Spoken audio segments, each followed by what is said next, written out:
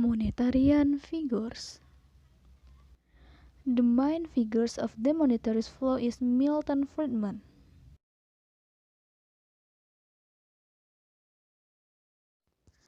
Milton Friedman is professor of economics from the University of Chicago. After working on the Natural Resources Commission in Washington, he joined the research staff of the National Bureau of Economic Research in 1937. At the age of 25 years. Because of his great merit in developing economics, he was awarded the Nobel Prize in 1976.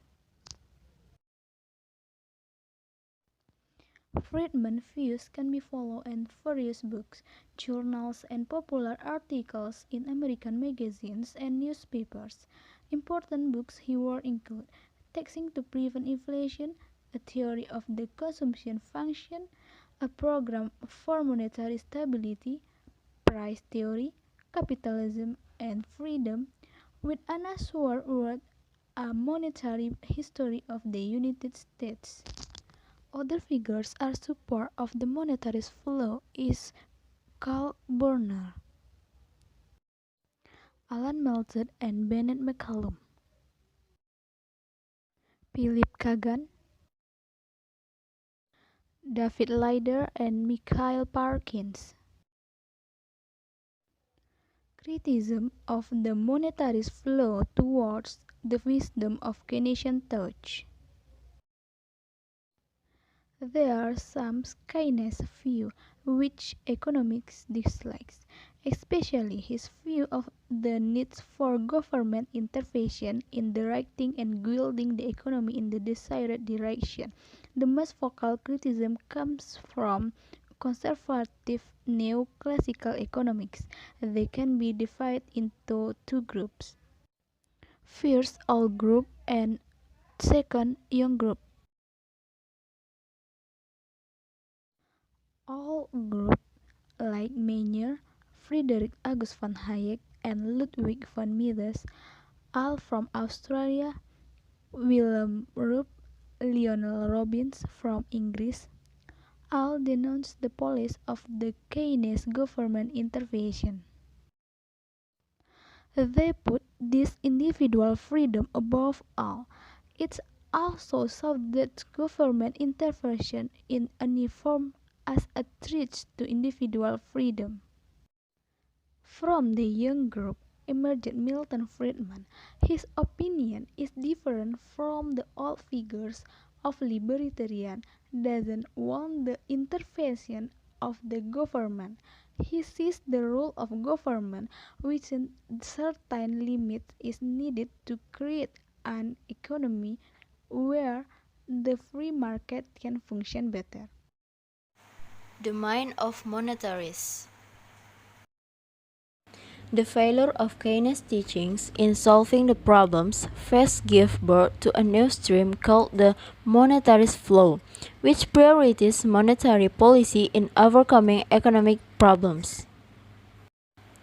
This term was first used by Karl Brunner to describe various studies in the field of monetary economics and monetary policy. The main emphasis of the monetarist view lies in the stock of money. According to Friedman, the change in the money supply that has a profound effect on the inflation rate, real gross national income behavior in the long run. Friedman concluded that in general the high rate of money growth causes booms and inflation. Meanwhile, a decline in the rate of money growth can lead to recessions and sometimes even deflation. Monetarists are very interesting to discuss because the main point of view of monetarists is: first, cause of change in national income; second, monetary policy; third, the money supply must reflect the needs of the business world.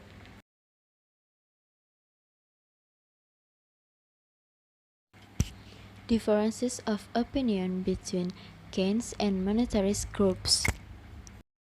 Monetarist group. basically concern the existence of sources that drive the development of aggregate demand and the behavior of aggregate supply.